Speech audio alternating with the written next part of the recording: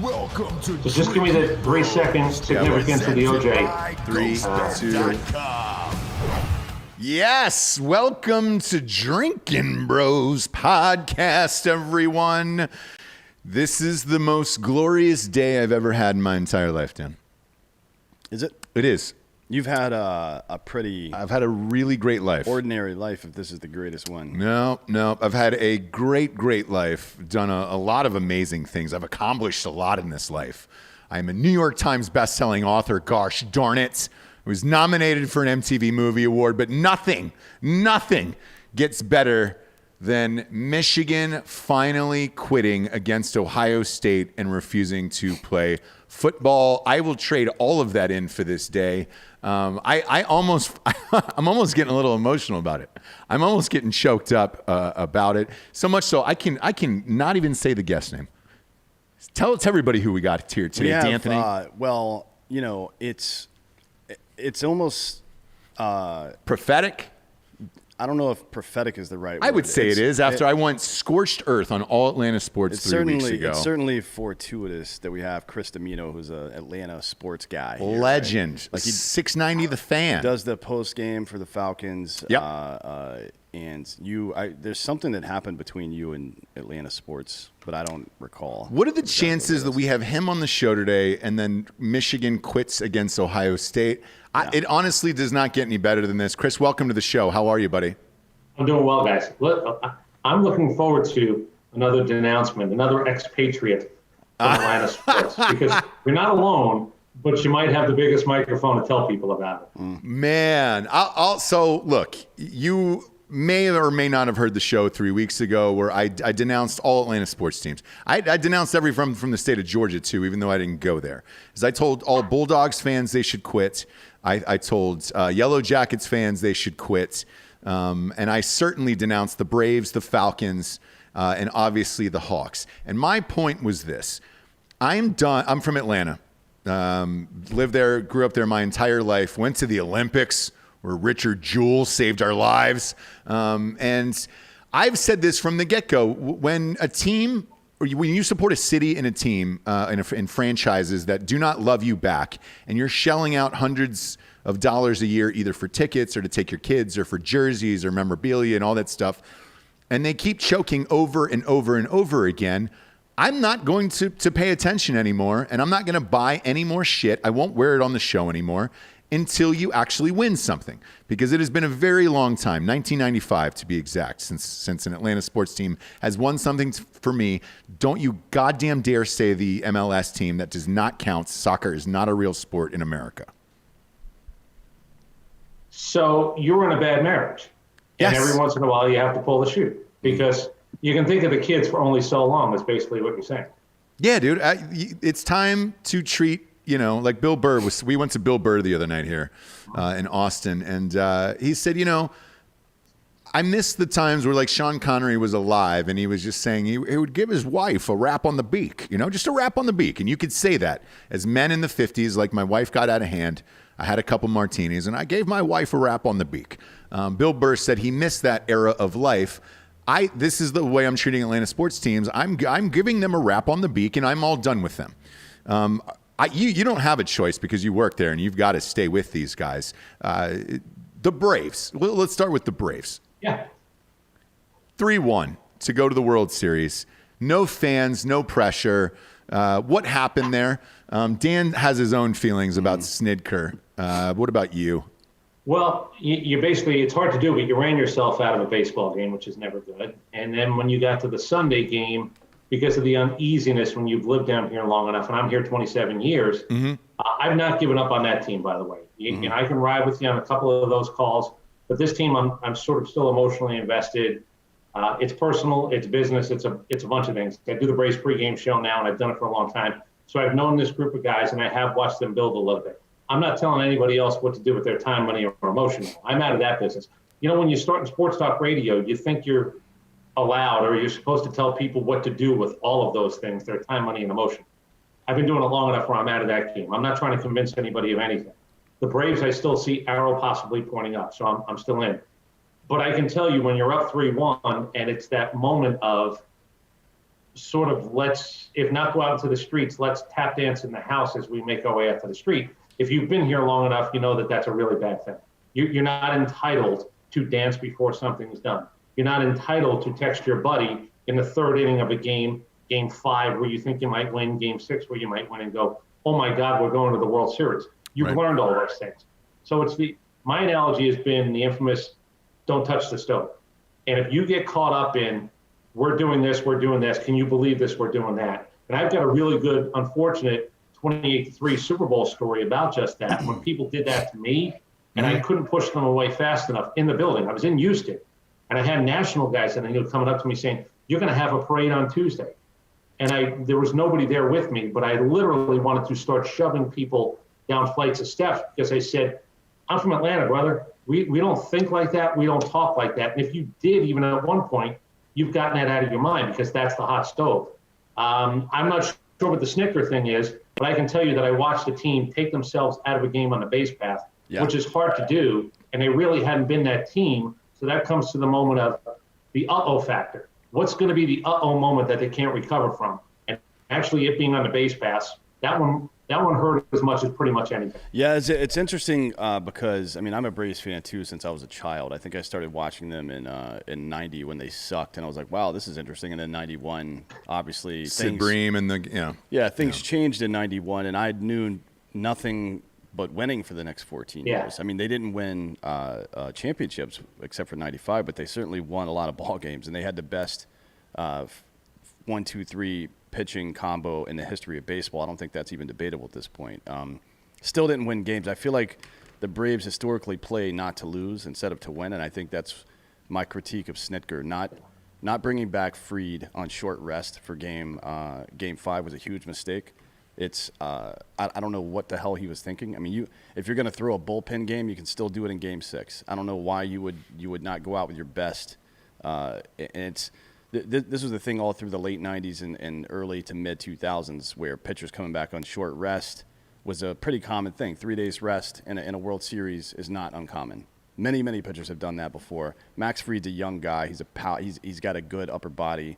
His arm doesn't really get tired as the game goes on. I didn't understand why he made that call. I think it was a huge mistake, and it's what lost him the series.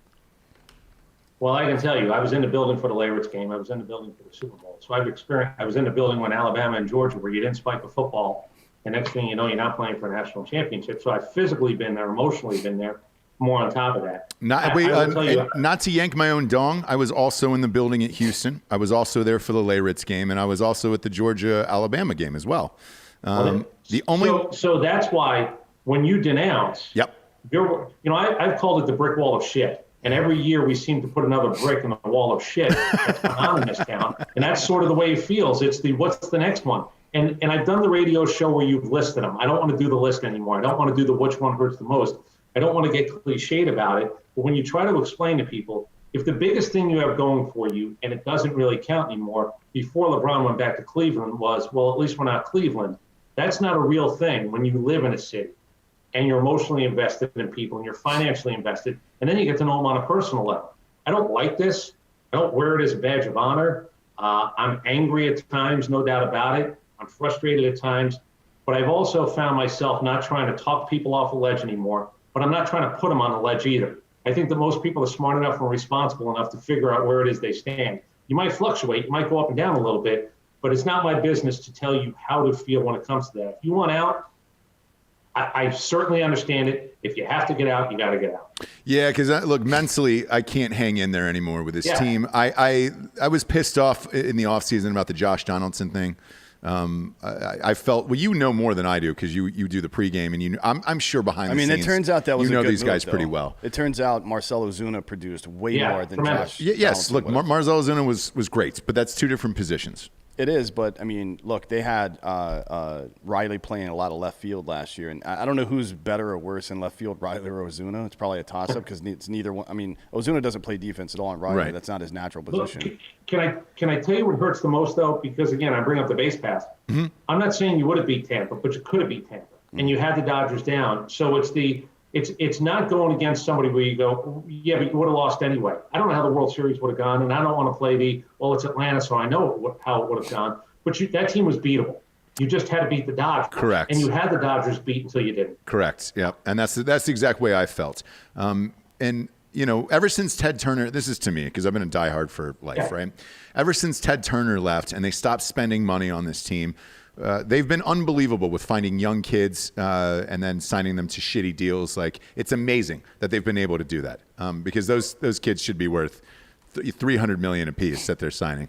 Like Acuna and those guys, like, those are the worst deals on the planet. God bless the Braves. I'm on record as saying this. I don't know. Hawk Harrelson, old name, sorry, Google it. And there have been a couple of guys in baseball who tried to play the holdout game. Hawk Harrelson, the longtime announcer, longtime player, said he was going to go play golf. I think, was it Robin Yount who said the same thing? I'm not coming. I'm going to go be a professional golfer. I'm on the record as saying once Tatis signs his deal and Soto signs his deal, I think Ronald Acuna is going to wake up one day and hold out like it's an NFL situation where he's just going to go, wait, what? Yeah. Those guys are making how much?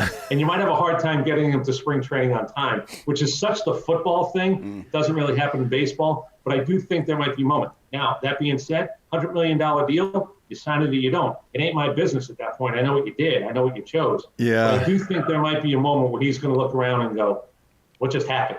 And that's what I think.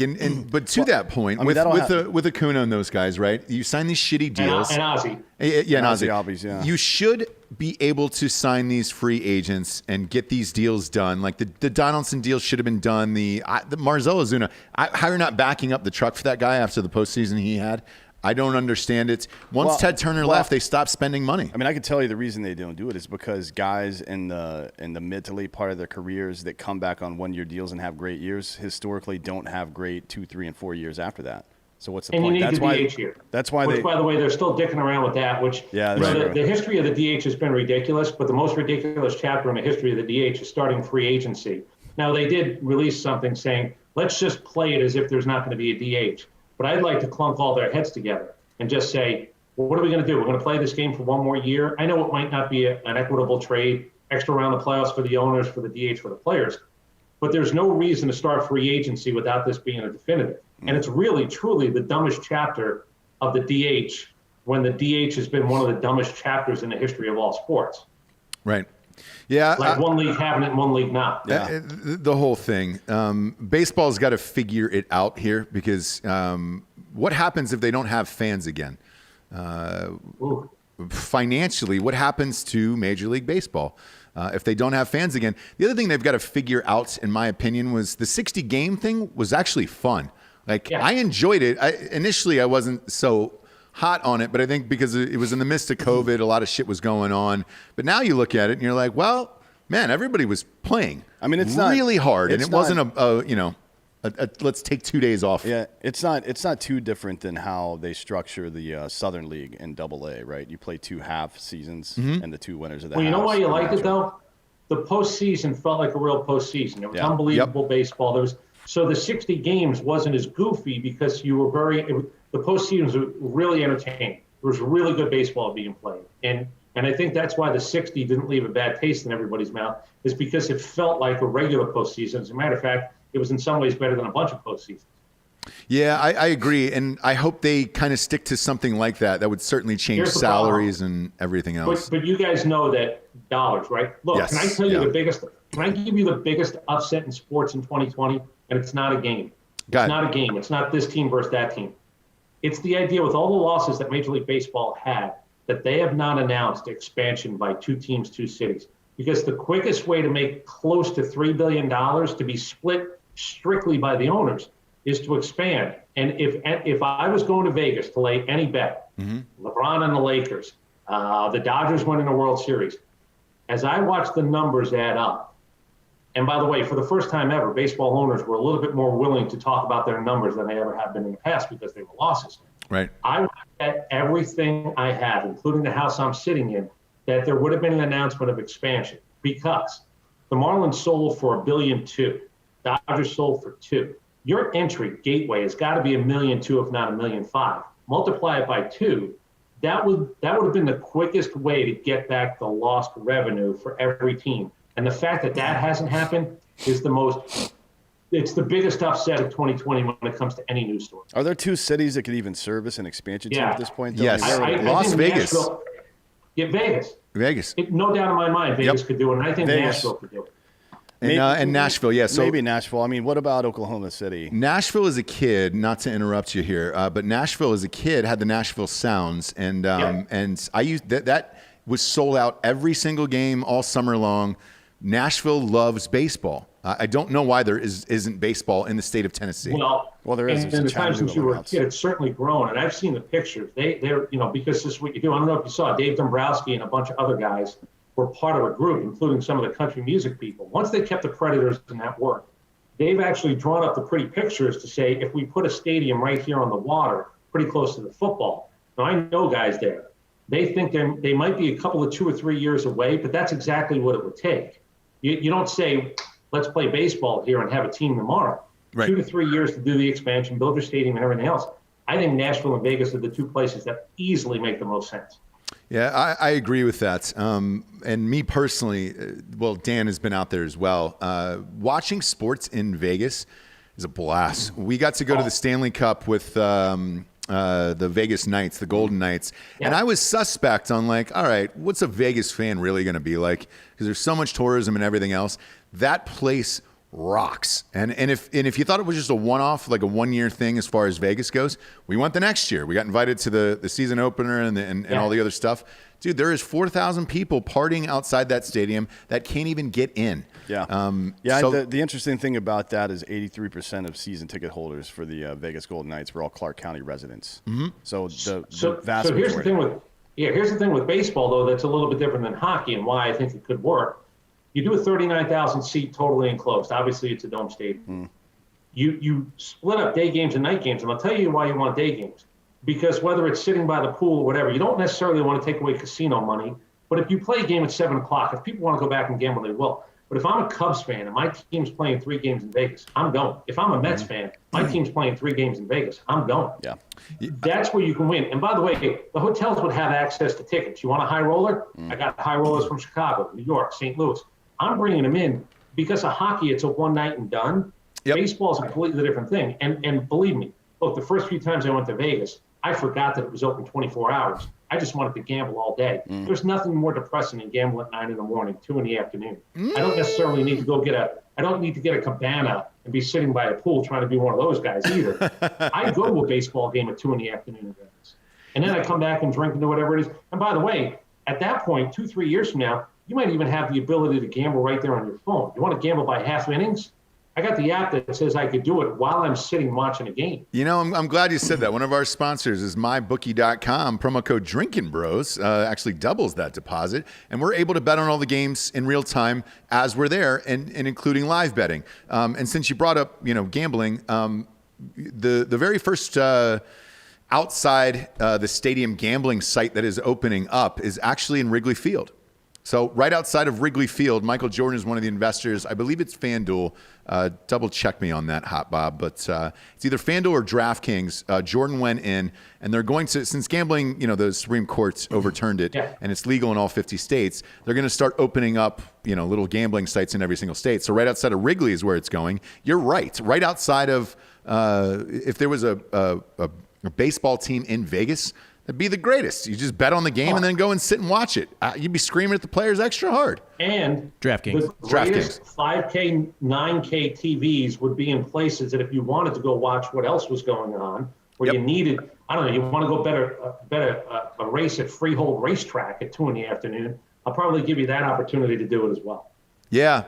So look, I'm excited about the possibility, but you're right.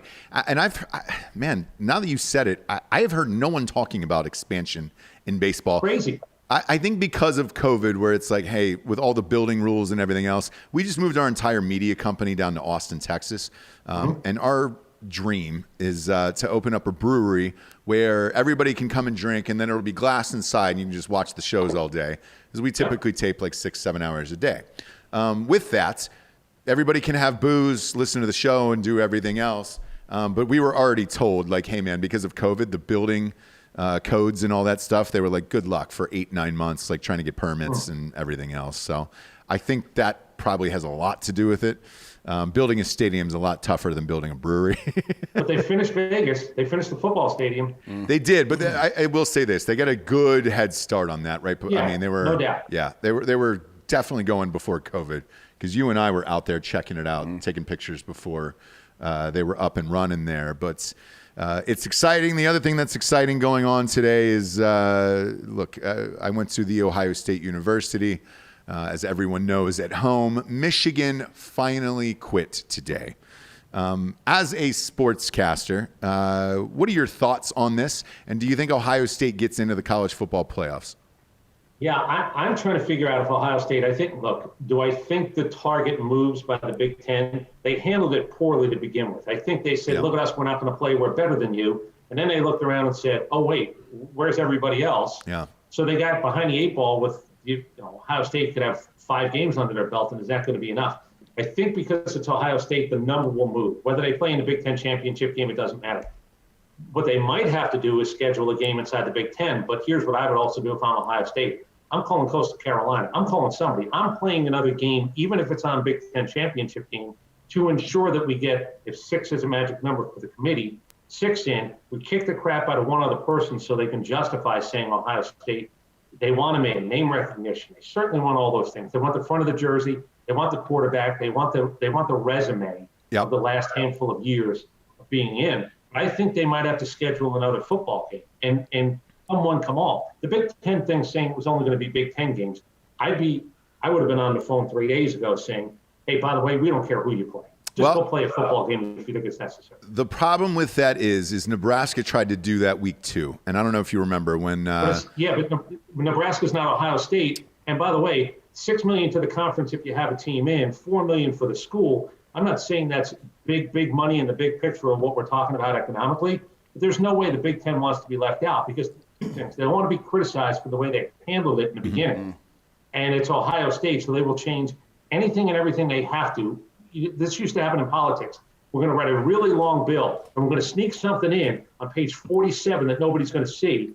And once you sign off on it, you go, well, what? Yeah, that included. It used to. You said it used to happen in politics. They're trying to pass a stimulus bill right now, and the Democratic Party continues trying to add like Green New Deal shit into it. Right. That has nothing to do with stimulus. It's called a rider, and it's a complete non sequitur part of something. But you're right about that. The other thing is, man, Ohio State's been kind of fucked 2 years in a row now, if you think about it. They were, in my opinion, one of the favorites to win the basketball tournament this year, and that got canceled. Yeah. And now there's at least some chance they don't get into the CFP because of how the season's gone. Yeah. And that would be pretty bad. It'd be shitty. The Washington Post, I don't know if you remember this last year, ran a simulation where they simulated the entire tournament, and they picked Ohio State to win the NCAA tournament. I'm not – look, to win March Madness is really tough, so I'm not sold on that, obviously, because it's just too difficult. And I don't – our team – that team is a good team, but there's no superstars on that. Who knows what would have happened in that. With the football team, I can genuinely say that this is one of the 4 best teams in the country. Right. But if let's say this Michigan game doesn't get replaced. Let's say the Big Ten championship doesn't get replaced. I'm not sure how you put a team in with only 5 wins if Cincinnati goes 12-0. It's Texas A&M that you really have to worry about, not playing in a championship game, but sitting there. By the way, their game against Ole Miss, which could have been a trap game because Ole Miss could score points, that game's been banged as well. So the crazy part is the one game that I thought that could upset the apple cart was Ole Miss beating Texas A&M, which would have eliminated them. They sit at 5 for a couple of different reasons. Ohio State getting in front of a Texas A&M team that only lost to Alabama might be a hard sell. Do I think it's just supposed to be an eyeball test? Yeah, but when you get 13 people in a room, the Elite 13 that meet every week in Texas, which is just, again, incredible to me, you can have it back and forth. And I might stand up and say, let me ask everybody here, you other 12 people, if I put them on a neutral field today, Ohio State, Texas A&M, who are you telling me you like to win the game? And if you ask any other question, because it's objective, it's subjective, but to me, there's one bare bones question. All I'm asking you to do in your vote is if I put Ohio State on the same field as Texas A&M today in a neutral field, who do you think wins? If you go beyond that, and believe me, they have to justify their existence. That's the only thing that has to be asked and answered in that room. So I'll ask you. I don't know much. And by the way, they say they watch everything. They're certainly watching the top 10 teams. Who do you like? Ohio State, Texas A&M, neutral field this afternoon. I mean, is there any question about this, really? Well, to be honest, I don't. There is no way A&M can beat Ohio State. No, If I had to bet 100 times, all 100 times I would bet for because you think you've seen the game because Alabama beat them the way they did. Correct. And the other part not is necessarily. Like, I don't think there's any transitive property in sports. Anybody can beat anybody. But you've seen them against their best opponent. Yeah, for sure. Yeah. You think Ohio State is worthy of being in the same sentence as Alabama, therefore you think they would beat Texas A&M, which is not. It's not wrong. It's just an opinion, but at least there's some deductive logic to it. Right. Yeah, because and Dan's not an Ohio State fan, so he's pretty objective about this. Me personally, because look, I'll go back to sports gambling. Because sports gambling has become such a part of the culture of sports now, and in particular what we do. This was not like this when we started this show 3 years ago. Now, there is a point spread on every single thing you do. Yeah, and our crazy-ass fans don't even give a shit about the show anymore. It's like, just give me the spreads. Yep, I'm dead serious. Just give me the spreads. All right, cool, man. I went 82% in college football last year. All they give a shit about is the spreads. And with all of this, therefore, we're forced to watch all of these games every single week to see what the spreads are going to be. So last week, my lock of the week on last week's show happened to be Texas A&M.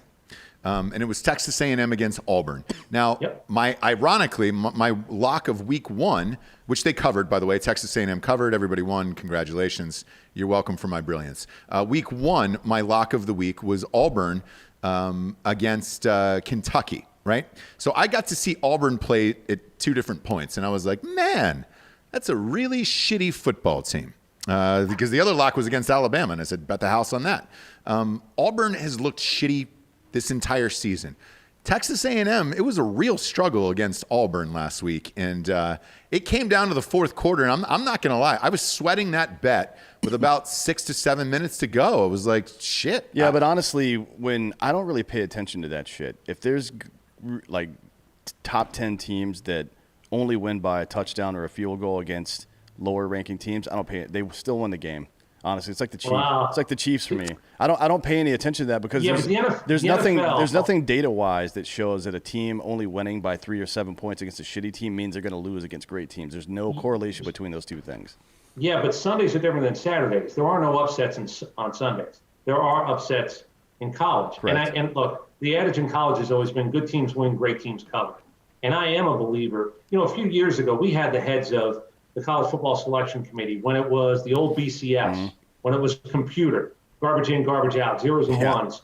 And I remember that. So they said, well, let's change that. Let's put more of a human element in. By the way, there is a human element to the computer stuff. It's who's programming it. Yeah. You can program to whatever answer it is you want, just like you can take any number and have it sing or dance for you. Yeah, like Dominion software. But at one point I asked somebody directly, does margin of victory count?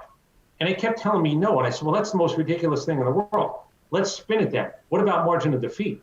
Can you get beat by so much if you're eliminated? Of course the final numbers matter. In the NFL, it doesn't. You can lose 7 games in the NFL and win a Super Bowl.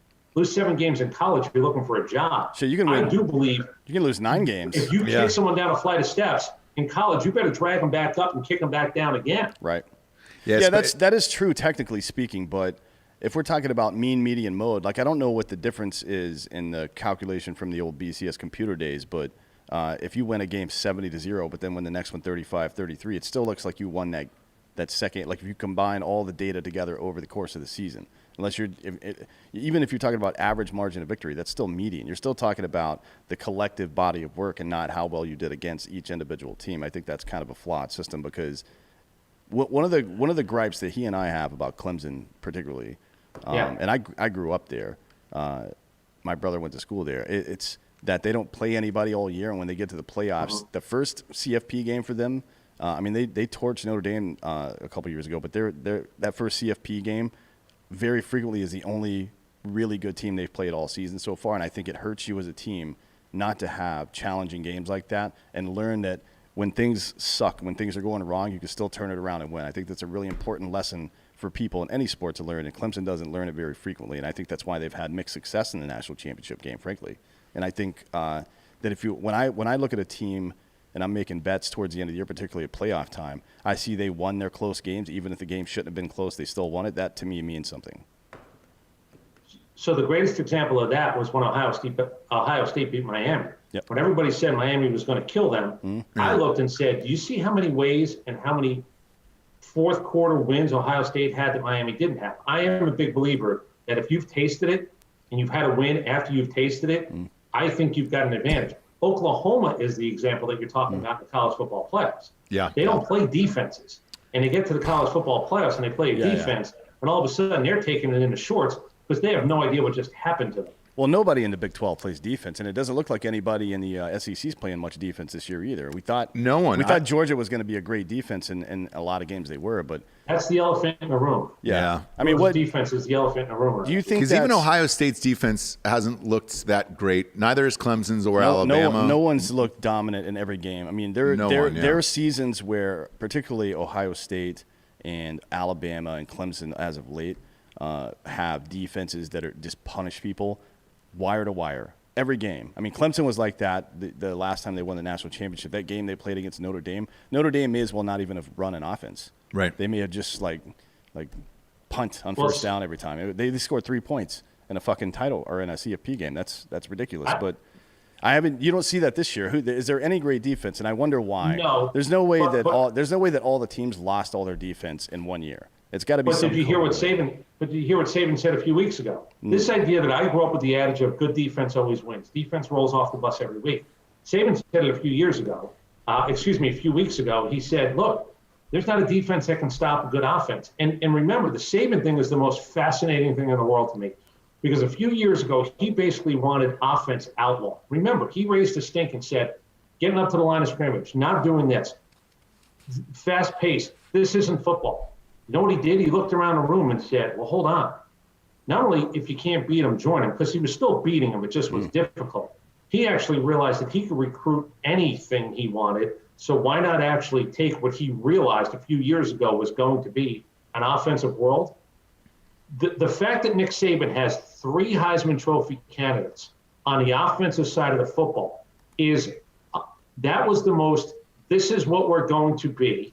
And we're going to do it better than everybody else. Where literally 4 years ago, Nick Saban was screaming about how college football was being ruined and it should be declared illegal if you get to the line of scrimmage and start snapping the ball like this. Yeah. Well, I mean, it's another example of that is I don't know who made the decision, Tyronn Lue or LeBron James. It's hard to know who was coaching that team, but it's always LeBron. The Cavaliers shot more threes than the Warriors by, I think, about 20% in that series. I mean, forget about the 3-1 stuff. They shot way more threes, and that would have never have been the case before until the Warriors set that standard, right? Yeah, and look, I do think college football is going like that, but a great defense will end up winning a championship, and I know that's. But you can't have a great defense. It's impossible. It's impossible to stop the both running. Not impossible. There are only 8 teams that can win a national title, so let's make sure we curb the whole conversation. Yeah. The fact that it's 130 teams is also ridiculous because it's 8 teams that can win. But even those 8 best teams, it's hard to find a defense that can stop the run and stop the pass at the same time. Yeah, maybe. We'll see. Well, the other part of it is if you're a Clemson or an Alabama or an Ohio State that scores often and rapidly, your defense is going to be out on the field for a long time. For a longer time. So, I mean, how much you have to look as a coach or in business, whatever you're doing, at what moves the needle the most.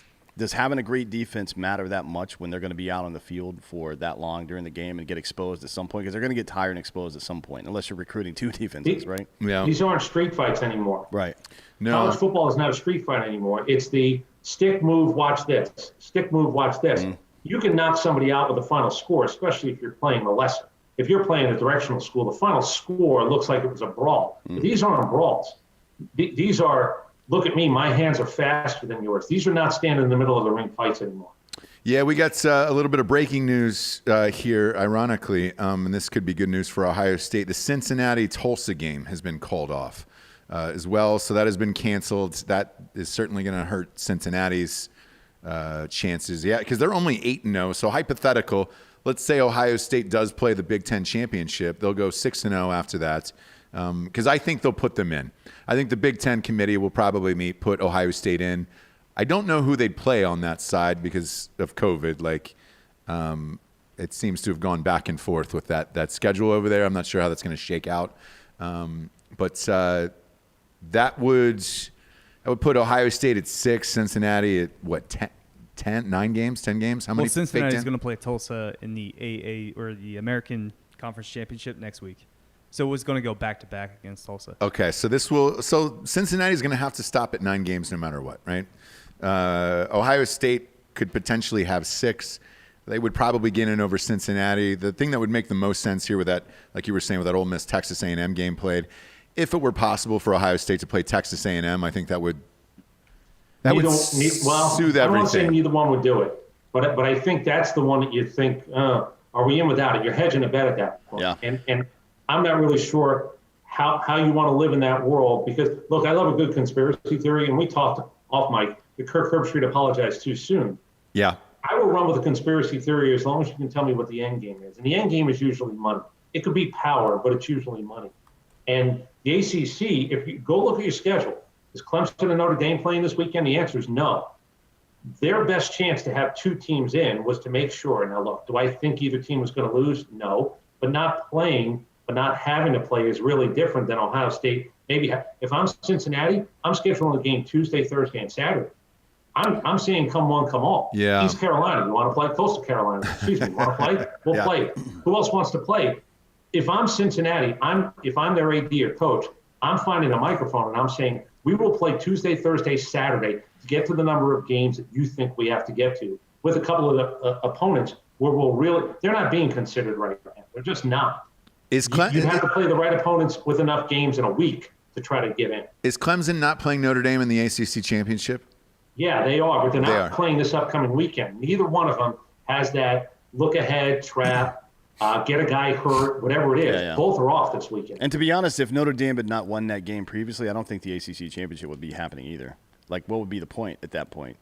Because Clemson would have dominated that entire conference, only playing in conference But you can still games. get 2 in.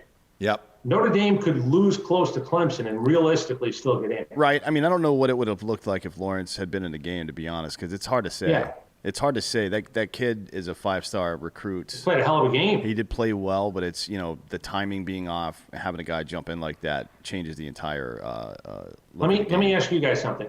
Notre Dame, in a lot of ways, has been an underachiever. Yeah. The world watches, they get paid a lot of money by NBC, but I still believe there's enough cachet that if it's close, Texas A&M or Notre Dame, who are you putting in? Whoever makes you the most money, preferably. You're putting in Notre Dame. Yeah. Yeah. And look, I think the way Notre Dame has played all year, to me personally, I think they're in as long as they don't get blown out 48-0. Right. Yeah. And I think looking at these canceled games for today, especially with the Ohio State-Michigan game, the biggest winner after today is Notre Dame. Yeah. Because the CFP has them at 2 right now. Yeah, they don't have to worry. If as long as they can keep it within 2 scores of Clemson, they're automatically in. I think Bama is automatically in no matter what, even with a Florida loss. Florida could certainly help their case beat Alabama in the SEC championship. They're in if they beat Alabama. Correct. And I think that would be the way in to jump Ohio State. But we'll see here what we're going to do. Realistically, you could have 2 from the ACC, 2 from the SEC in, with Ohio State, Texas A&M, and maybe even a Cincinnati going, what about us? Now, I don't think they want that. I don't think they want regional football. Notre Dame gets me the Midwest. I got nobody out west to take care of it, and I'm not sure how much they care. But if you're asking me Notre Dame or Texas A&M, I don't care what anybody says. There's a human element and a bias to those 13 people sitting in a room going, well, the next TV contract is probably going to be based upon the numbers. There is that. Why do you know that people have to recuse themselves? I didn't even know that word until all this stuff started. There were certain moments where you have to leave the room because you can't talk about something in your own. There are ADs on this committee. Yeah. How many friends do you guys have? I've said forever, give me 6 other guys and send me to a bar when college football ends. It has to be 7. It has to be an odd number in case you have to use the odd number thing. I can go with 7 guys and come up with at least as logical a 4 as them, and at times I think a less biased 4 than them. We don't have that now. I have ADs and conference affiliations sitting in a room trying to figure out not only prestige, but also figuring out money and what the distribution is going to be. Yeah, it's tricky because, if you're looking at the ratings this year, the highest rated games of the year, the top two were Ohio State games. Ratings wise, and look, and it makes sense. They have the most alumni across the country. So I understand that. It would be beneficial if Texas was a good team. We're down in Austin. Yeah. Because they also have a huge alumni. Well, they'll be a good team next year when Urban Meyer gets here. No, he actually turned down the deal. So Urban is out. Yes. As of last night, he turned down that deal. Be he's careful out. with that, because let me tell you what Urban Meyer might have turned down. The ability to say yes before you fire Tom Herman. You want to look like a scoundrel? Take a job when another guy has the job. So I don't know if he turned it down. I think he turned down the opportunity to be introduced before you've done something with Tom Herman. I would be shocked if Urban Meyer's not here in Austin next year. I would be shocked if that does not happen. Because it's a great deal for both, especially for Texas football. But for Urban Meyer, it's a great situation. I feel like if Urban Meyer came into this with just the roster without any recruiting, the same way he did with Ohio State, he's going to win 10 games next year, probably, right? Especially in a weak-ass fucking Big 12 like this. And the way he's able to recruit, dude, in 2 or 3 years, he'd be in national title contention every single year. I think it's the best job if he wants to coach. Now, he said last night that it was for health concerns. Yeah. And so that's a bullshit reason. Anytime a politician drops out of a race and says it's because of their health, it's because they got caught doing something or they knew they were going to lose and they needed some kind of reason that people can't talk shit about to leave. Nobody's going to say, Urban's a pussy, man. What, has he got brain cancer? He's not going to fucking coach? Fuck him. No one's going to say that. But let me give you two scenarios. I can give you two jobs that might be better than Texas, not because of finances and facilities and everything else and recruiting base. There might be 8 openings in the NFL. I think Ryan Day at Ohio State looks like an NFL guy. He does, yeah. I think there's a chance he's going to get courted. Now, if you're Urban, could you easily slide back to Ohio State? You could, but I'll tell you why he won't.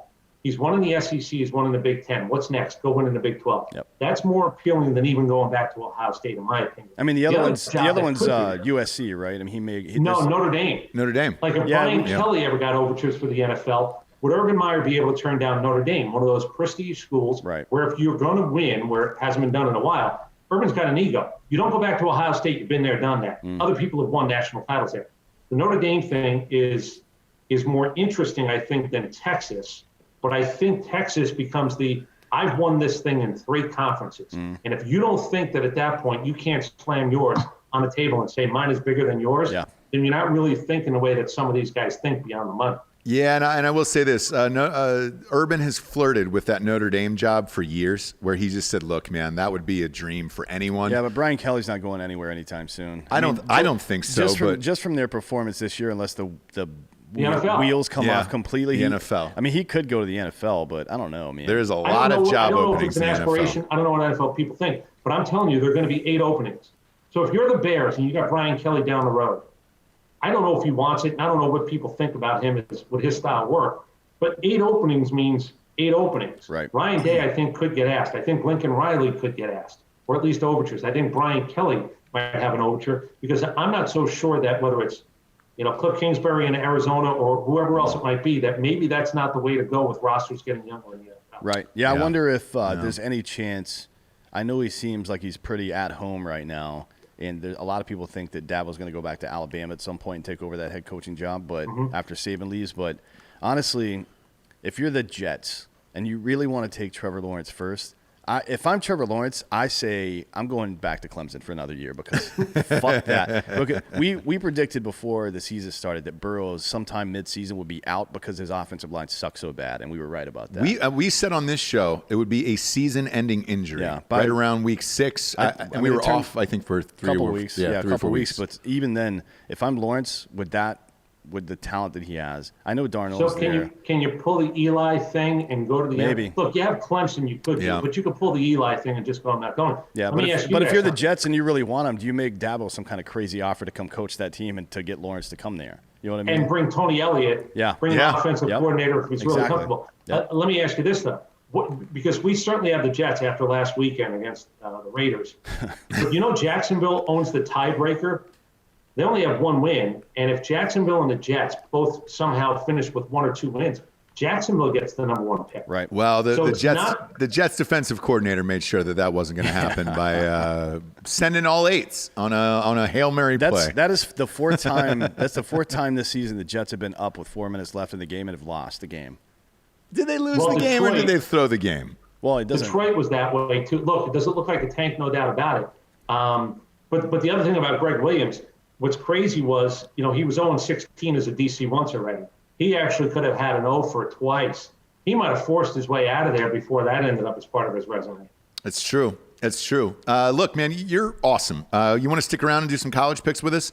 Sure. We're a gambling show here. By the way, for college football.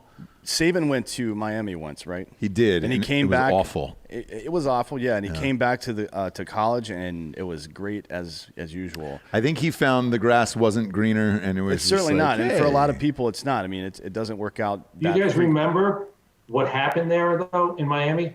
You remember what the linchpin of this whole thing was? Yeah, was it Ricky Williams? Ricky Williams and his physical weed. in Miami. What's Drew that? Brees would have been the quarterback in Miami. He felt physical, and a lot of people have told me if he had Brees, there's a chance he would have been in Miami longer because at that point, I can win with Drew Brees. Brees fails the physical.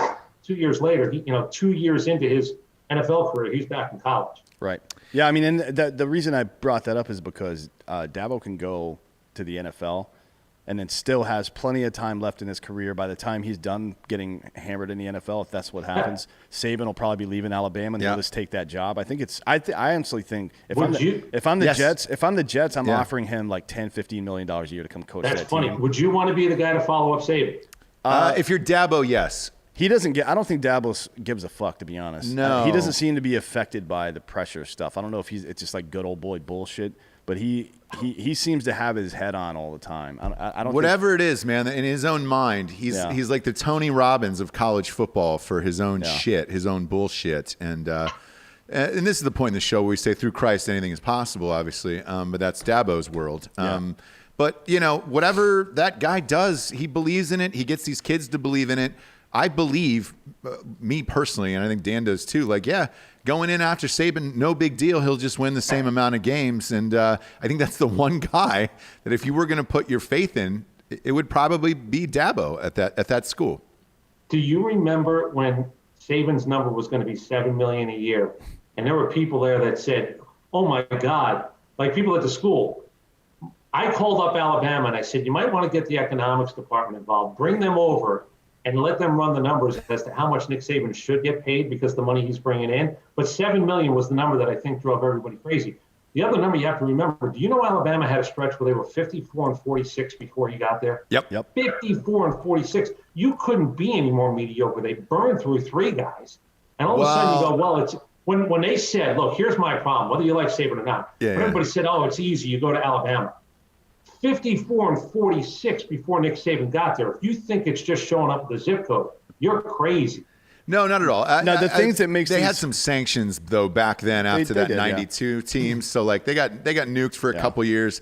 It's hard to rebuild. I know Ohio State went through it, but it's for also a year. You also have the right to be a persistent perennial power for alliteration's sake. There.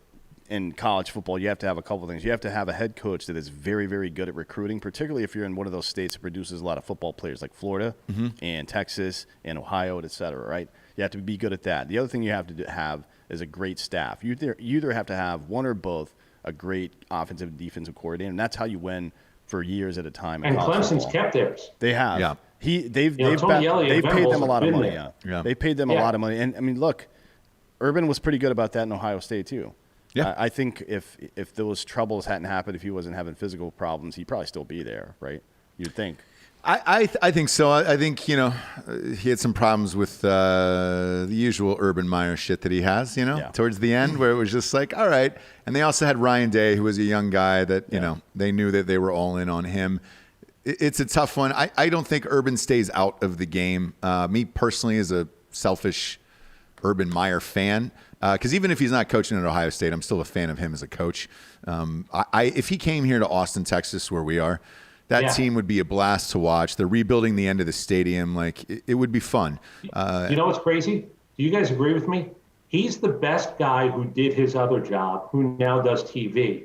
John Smoltz is really good, but Urban Meyer is unbelievably good TV. He doesn't have to get out of TV because people are snickering at him. And that was what they... Yes, I was in I'm not going to say who it was with, but I was with a very important booster from Texas, and they said that. They said, look, Fox wants to keep him. They'll try to match this contract because of how great he can be. They're looking at him as the Tony Romo of college football announcing, and they might be right because the rest of the guys on that Monday morning crew on Fox are garbage. But then Urban's there, and you're locked in like Tony Romo, where you're like, oh my God. He is better at the second job. Like he's like Jerry West to me.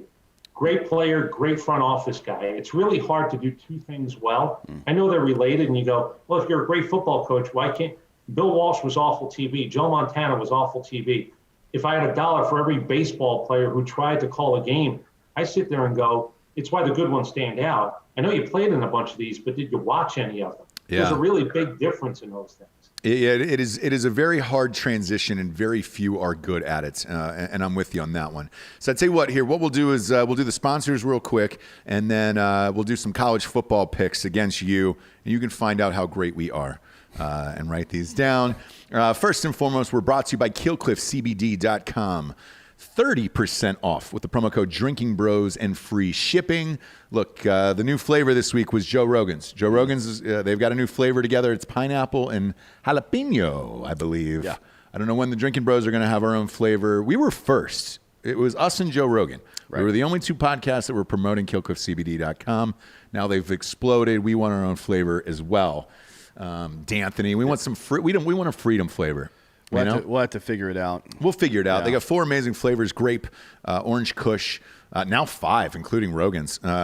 Shit, man. Mango. How do you get that famous? You get your own can of CBD. It's amazing. DMT. DMT, exactly. That's how you do it. Jeez, yeah. 25 milligrams of CBD in every can. There is no THC in these, so you will not piss hot. If you were taking a drug test out there, go to KillcliffCBD.com today. Promo code Drinkin' Bros, 30% off. Next up is MyBookie.com.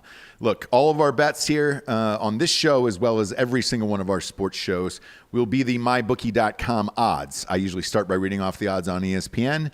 D'Anthony will give the MyBookie odds. That way you can see who's betting in real time and decide whether or not you want to go against us or with us this weekend at MyBookie.com. Promo code Drinkin' Bros gets you 50% of your deposit. So if you put in $1,000, you get an extra 500 bones. And NBA season's around the corner, along with college basketball. There's a lot of junky shit for you to bet on out there. Last but not least is ghostbed.com/Drinkin' Bros. Finest mattresses in the land. At ghostbed.com/Drinkin' Bros. They're giving our listeners a little tip. We've had a couple different deals, right? We've had 20% off there. If you're military or first responder or a teacher or work in the government, you get 30% off. Now they're saying at checkout, if you put in the promo code Drinkin' Bros, everybody gets 30% off of everything all the way through the holidays. Look, if you're in one of these cities that is locking you down, you might as well sleep in comfort. You might as well do drugs. Yeah, do drugs and tell them to lock down this dick, just like all the California sheriffs did. Goddamn right. Goddamn right. Go outside and spit in people's mouth. Well, that's probably not a good idea. No, you can't baby bird somebody like Alicia Silverstone. But you can go out and get the finest mattress in the land. Sheets, pillows, adjustable bases. As always, they got a 36-month pay-as-you-go program. No interest there at ghostbed.com/Drinkin' Bros. And with the promo code Drinkin' Bros, everyone gets 30% off. Speaking of spitting in people's mouths, we got Manscaped today, too. And I say that because if you're going to spit in someone's mouth, you better be shoring downstairs so you're ready to fuck, because that's probably what's going to happen next, right? In my experience, whenever I spit in somebody's mouth, usually it leads to some kind of physical coitus of some sort, not just like the event of spitting. You know, it's a conversation starter. It's a conversation starter. Sorry, Chris, that you got caught up in this. Oh, no, he's Manscaped is one of the biggest sponsors in the industry right now. You see them on the mats of the UFC. These guys are everywhere. They've got a holiday package where you can bundle together the Weed Whacker and the Lawnmower 3.0.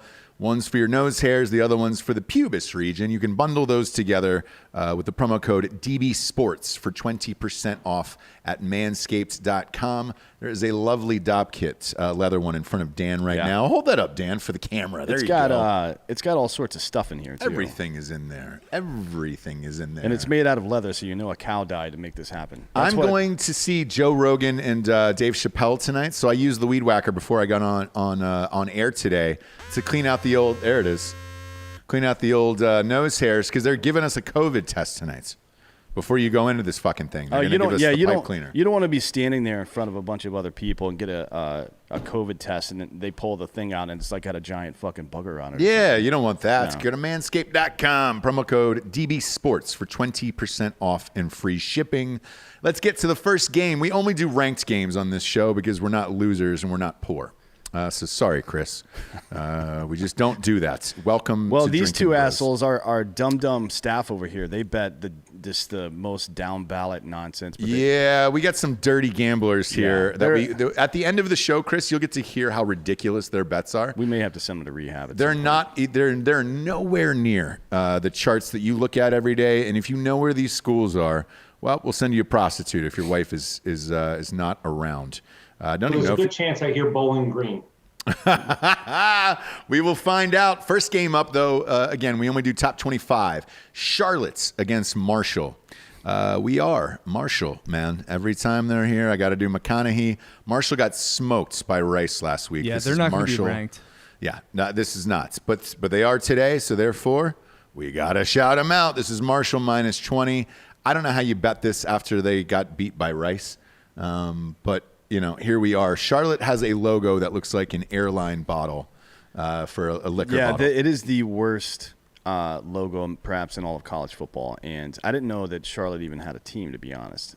No. Marshall against Rice, that's a whole different story. I mean, man, this Conference USA is interesting. I've got a theory. Yeesh. I've got a theory on this. I want to hear I've been proselytizing people on this for a while. I want to see a college football season where you play your first 5 or 6 games in conference, and the rest of the games are scheduled intentionally after that by a committee to decide who the actual best team is. So you're flip-flopping conferences for the rest of the year. I don't like the way. I don't think there's any scientific way to arrive at who is the best college football team, or if any of these non-Power 5 conferences even belong in the rankings without doing something like that. I would like to hear your thoughts on that. Like, how do we figure out how good Coastal Carolina really is, for example, or Cincinnati or any of these other teams? Yeah, I think the big thing that the BYU Coastal Carolina game proved was it can happen. Yeah. And believe me, it didn't take long for people to go, why not actually have a wild card game, at least one? I don't know if you can do an entire season, there's travel. Why is there not a wild card game where you, and by the way, you want to make it fun? Make it a challenge. And if somebody doesn't want to play you, they have to say out loud. They can stammer as to why they can't. Logistically, we can't. Well, that's do what it. he said. He said the team should be able to call each other out. Yeah. Right. Give me one time a year. Yeah. Yeah. Yeah. It's like Red Rover. I called but you over, and you decide if you're going to come or not. Exactly. Like Michigan decided not to, they didn't want to come over. They don't want to play anymore. They're taking their ball and going home. Tapped out. Yeah, they're out, dude. Michigan is done. Side note, I'd love to see Ohio State just leave that conference altogether because I don't think they need them anymore, and I think the Big Ten is soft. But in this Charlotte-Marshall game here, you have to be a complete junkie to bet this. So therefore, I'll turn that. We got a guy named Dirty Dan off camera. Dirty Dan, I know you'll have some money on this. Yeah, Yeah, I tried to tell you you're a last week to giant take piece of shit. Rice. I Yeah. told you to take Rice in the points. Correct. He Didn't even need the told us to points. take Rice last week. There's no way I would put my American dollars on Rice. Who are you taking the Charlotte-Marshall game? Marshall's bouncing back. Marshall is bouncing back, he They win. says. They win big. Yeah. Oof. Good They're luck. angry. Yeah, I would not put any money on this. Next up, we got Alabama against Arkansas.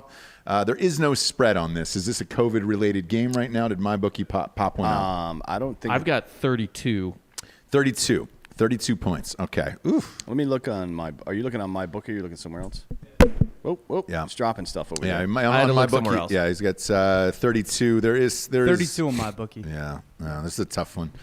Is it though? I mean, Alabama's got the requisite amount of games. Is there any impetus at all for them to come out and throw up 60 in this game or anything like that? I mean, do they even give a shit about this game, or are they just going to try to win it by, whatever? I think they will just because it's Arkansas, right? So, look, if you're – I mean, they smoked Auburn last week, and Arkansas is not even close on that level. I'm fine if you want to take this down, especially in a 6-point teaser with Alabama minus 32. What do you think, Chris? I'd lay the points. I don't know if the Heisman Trophy matters. I got 3 candidates. I got 3 of the top 6 Heisman Trophy candidates in Alabama. I'm Mac not saying Jones, that Nick Saban Najee Harris. and Smith, the wide receiver. Oh, who's got Devonta 20 Smith. touchdown Yeah. catches. Yeah. 20 Yeah. touchdown catches. Yeah. So I don't know if Nick is actually going to try to maybe push one of those guys forward, all 3 of them forward. Arkansas lost 50-48 this past week. So we know they can give it up. And I like Sam Pittman, their new head coach. But if I'm going to, I'm laying the points with Alabama. Minus 32 is a lot of points. If you're and looking, again, there's no reason for Alabama. They got to play Florida the week after, right? And that's Heisman Trophy candidate versus three Heisman Trophy candidates. Yeah. That is a big fucking game. Alabama's second team can still beat Arkansas, and you don't tell your second team not to score. Sam Pittman's trying to build on it, but their second team can score against Arkansas. I agree. Yeah, that's true. I guess it depends on what they do there. Do you let the starters play for 2.5 quarters and then bring them out, or what do you do here exactly? I mean, I guess it depends on how the game goes. But again, 32 points in a game where they don't necessarily need to go out and show out seems like an unnecessary risk to me. I agree. It's but it's tough because of the Heisman thing too. You don't want to shut down these kids who are going. How about for this Heisman. one? Do you want to be ranked number one? What if you only win by 14? Do you have to worry about somebody actually? And again, I'm not saying they have to, but I don't want to play. If being number one of the four matters, I don't even know if it does anymore. But I want to be number one because that's the thing that everybody talks about. Do you know the number on them?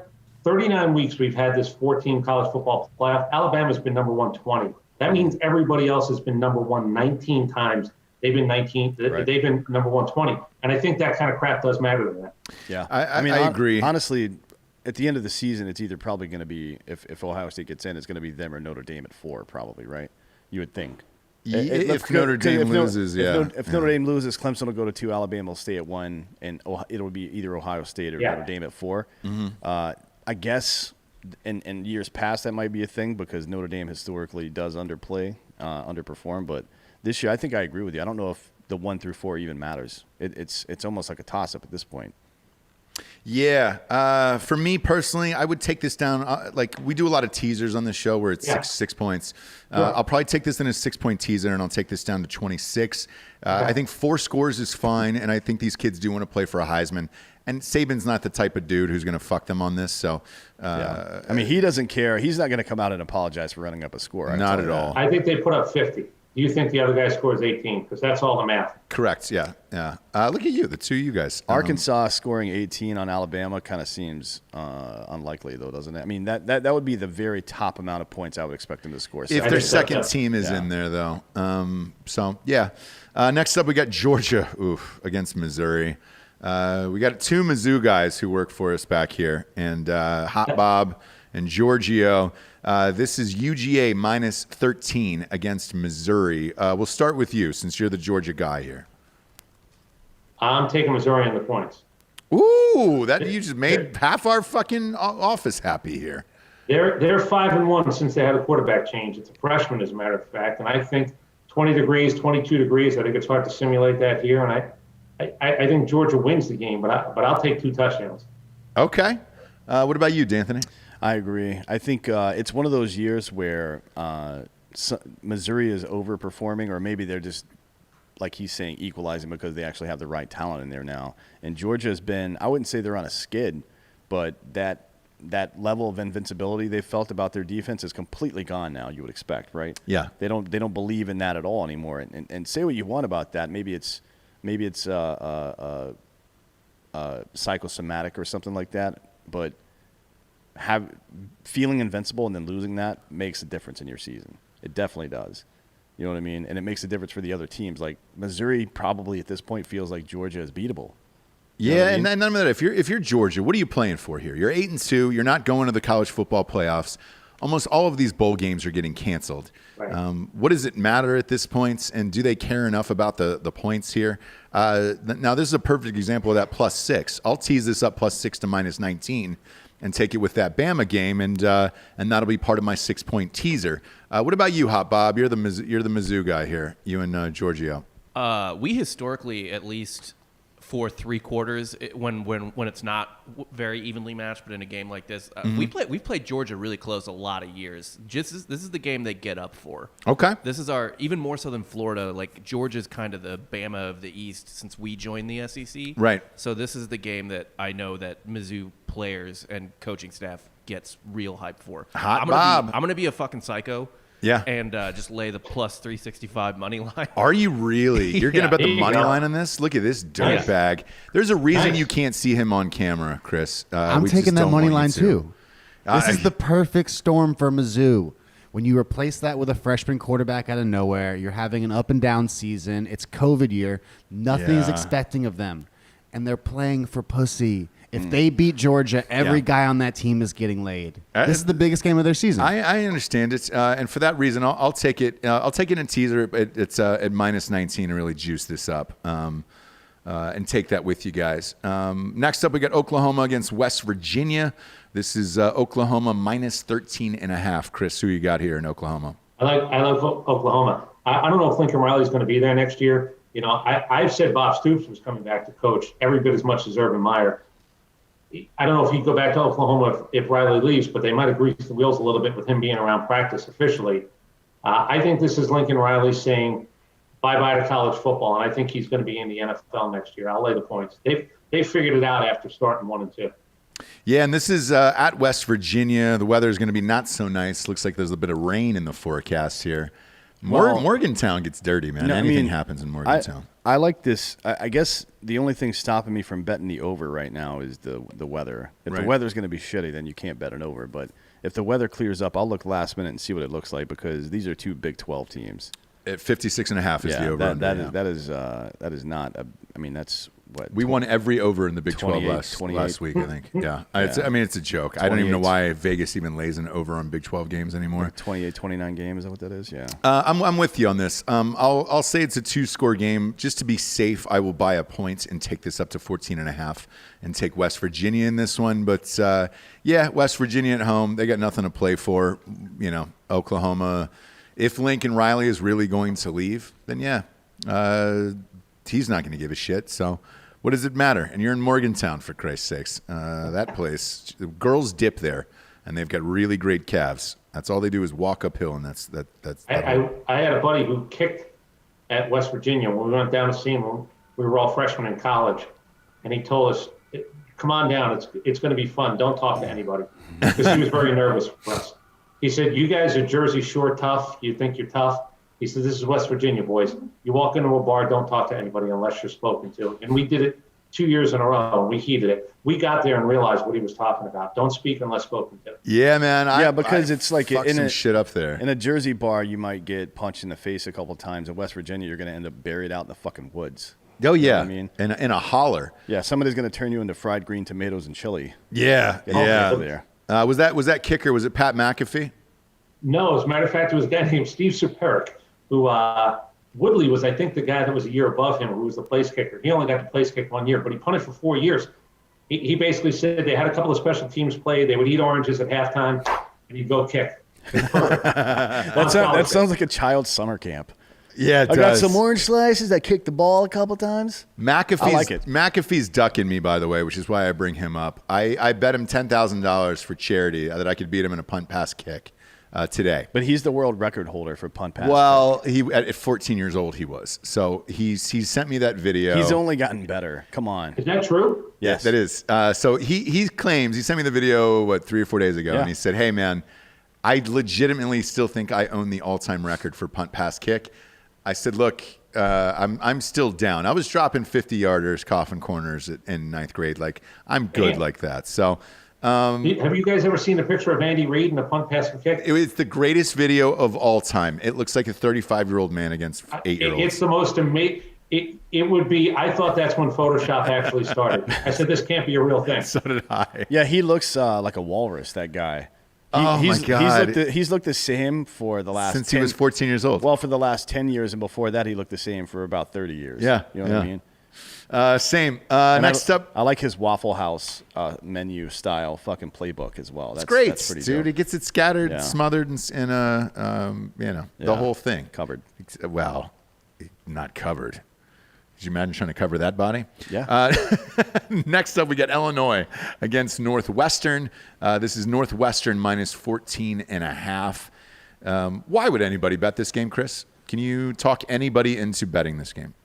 Yeah, I would never bet a Lovie Smith team. I certainly don't need to start now. I'm a big Pat Fitzgerald fan, and they sort of blew that game. So, again, I'm going to go with they have to prove that last week was fluke-ish. I will lay the points with Northwestern. Yeah, and if Northwestern wins, correct me if I'm wrong, they actually get in to the Big Ten championship. I mean, if one happens, but you have to expect it will. If Northwestern's on board, and Ohio State will play, but who decides that is This is back to the backroom dealing. Yeah. Something has to happen and be announced. I think they want him in. We'll find out if they can pull it off. Yeah. But it doesn't really matter. If Ohio State gets in, Indiana, Northwestern, it doesn't matter who they play. They're going to fucking beat the Christ out of them. Yeah, it doesn't make any sense here. But I'm with you. Look, Northwestern's got to win. Lovie Smith, he changed, man, once he shaved that gray beard. And I believe in the gray beard. So I'll take Northwestern. Again, to be safe, I'll buy a point in this and take it down to 13.5. We preach safety first on this show. Yeah, but we don't wear condoms or pull out. There. Obviously, we never wear condoms, and we don't believe in AIDS that's created by the government. But in spreads, if it's 14.5, we'll take a point down to 13.5 and make it sexy. Next up is look. This is the team of the year. Every year, there's one team where everybody says, "Yeah, man, this is our team." It's Coastal Carolina. We have Dirty Dan here in the background on the show. Before the year started, we asked him his filthy gambler pick of the week. He picks the school that nobody's heard of, Coastal Carolina, and he says, bet Coastal and they're going to win. They've now been 10-0. I tried to buy him a jersey online. They're all sold out of Coastal Carolina jerseys. That is true. That is a true story. They only had 6 of them. Yeah, and they're child's. Dead serious. Dan and I tried to buy you a jersey. They are the Chanticleers? Chanticleers. Chanticleers. Yeah, it's a rooster. Yeah, you bet it is. They couldn't call them the Cox because South Carolina is just north of there. And they're in South Carolina, too. And they're playing the fine men of Troy. And the spread is 13 at Coastal Carolina. Now, is Brad Pitt going to be playing or not? No, he's not. Nice ball. Yeah, he's not going to be playing. Okay, well, I'm taking Coastal at 13. Honestly, I'm surprised this isn't there. Well, let me see on my bookie. It's the year of Coastal, dude. We have to keep riding with this. Dirty Dan, are you riding with Coastal? Come on. Yeah, but this would be a big time letdown spot. Yeah. After a huge win against BYU. Yep. They might win by 10, but yeah, I'd probably avoid this game. Okay, I'll bet it because we've been hot with it, and I got my ass handed to me. I took BYU last week, Chris. I got fucking dropped. Who do you got in this one at Coastal minus 13? I'm going to take Coastal Carolina. I agree that you might have to snap them awake today to let them know that you haven't done anything yet. And believe me, if you lose a game, the world's going to say you were a fluke. So I have no idea who Troy is and what kind of football they play, but I'll bet Coastal Carolina. Did you guys get the T-shirt, the Mormons versus Mullets T-shirt? No, but I so want those sold out so quickly once again that it was like we actually looked into a printing press here at the office. It was $13,000. Yeah, we called Eli Whitney and he said, "Hey, I've been dead for 200 years." Yeah. Would you like my cotton gin again? So we're we just close. we needed some innovation, somebody to build something for us, and unfortunately, people don't do that anymore. Yeah, and Eli Whitney's dead. Not in this country. Anyways. R.I.P. Yeah, I don't know. Coastal. Is that too soon on Eli Whitney? By the way, I apologize if I offended you. It's been 6,000 years. It has. Yeah, okay. I can't. I agree with you. There may be some hangover from that BYU game, maybe, but. Man, if you're on a team like this, you got to feel like, to a lesser degree, it's like LSU last year. Yeah. I mean, everything went perfectly, and you had talent where it needed to be, and you're everything. It's the best season you could have ever hoped for, and this is probably Coastal Carolina's version of that. Yeah. Can I take a guess on something? Go ahead. Sure. They're going to pull the UCF, and they're going to say they're national champions if they win this game. They'll get rings. Hey, I think the idea of being undefeated and declaring yourself a national champion is a real thing. Can't do it unless you beat Troy. You know what? Sure. You know why I love you for that comment? That dirtbag who I keep referencing off camera, Dirty Dan, he went to UCF, and that whole thing. I said on the show that they deserved the fake national championship and all that shit. Before we got on today, this is no lie. He still had the Peach Bowl stub in his wallet from when they beat Auburn and won their fake national championship. So the dirtbag that you can't see actually went to school there and is a diehard there. He was at that game. Same stadium as the national championship. Yeah. I worked that game on the sidelines. Did you really? And by the way, that was not flukish. I could not believe what I saw, the speed in UCF. And I know it's a big campus. There's a lot of people. I don't know what it was when he went there, but I'm just going to say this. There were a lot of good-looking people in Central Florida in that game. Yeah. Dan, what was your ass schedule like down there? I would imagine you pulled some at UCF, right? We don't have to get into that. Well, we don't have to get into. Oh, you got a girlfriend now. That's right. Yeah. Well, look, it's fine. A guy like you, I'm assuming you pulled a decent amount of trim in that game. It's essentially Arizona State She's not listening East. to this show. She doesn't listen to sports. UCF show. is Arizona State East. Okay. It's massive. Fair enough. It's not hard to get into. Fair enough. Chris, since you're new to this show, I host a charity, Fathers Without Boundaries, where I mentor young women at Arizona State between the ages of 20 to 22 who haven't had a father figure in their life. And it's an outreach program where it's a lot of me outreaching to them. I do God's work, and whatever. I don't need to be praised for that. We came to praise Caesar, not to bury him today. Next up, we got North Carolina, number 17, against number 10, Miami, who I still don't believe in. This is Miami minus 3.5 in this one. I'll be the captain now in this one and say I'm taking North Carolina. Money line in this one. I'm considering that as well. I mean, I need a little bit more time to think about it. North Carolina is not the same team it was ever in its history right now. I mean, it feels like one of those Dabo in 2014 moments where you feel I feel like everybody in college football felt Clemson turning the corner right there. Mm-hmm. Like they could see it coming. I feel like everybody could. I could for sure. And then in 15, 16, 17, 18, they just wrecked it, and they're still going today. I feel like North Carolina might be making a move like that. And look, there's no better conference to do it in than the ACC because there's not. I mean, who the fuck are you playing other than Clemson every year? And they have a lot of great recruits for the next year going to UNC. Mac Brown has done a great job with this program. I think they're excited about this year and their performance so far this year, and I think last year. I think they're super excited about what's going to come next year. I think they come out and roll Miami in this game. Yeah, I'm with you. The history of the ACC was, don't forget, Miami, Florida State on both sides. They've never played each other in the ACC championship game. Miami can't sniff that game. It really is amazing. The fight is to be number 2, but the idea that whether it's Virginia Tech, Virginia, Georgia Tech down here, Carolina, they're all fighting to be number 2, and nobody actually wants to do it. Nobody wants to take a hold of being the second best team in the ACC. They do-si-do around the idea that who wants to slip in under Clemson and at least lay that claim. Nobody's good enough for 2 years in a row to do it. Yeah. Are you taking North Carolina in this game? I'm taking North Carolina. Yeah, look at that across the board. It just seems like a game they're going to win, to be honest. This seems like one of those late in the season grinded out games where somebody like Mac Brown has a big influence over how the game plays out. It's going to help with recruits next year, and they always have a big win. You can get tickets for this game as low as $30 on drinkinbrostickets.com right now. Next up, we got Purdue against Indiana. I do not have a spread here for this one. Is this another possible COVID-ish game?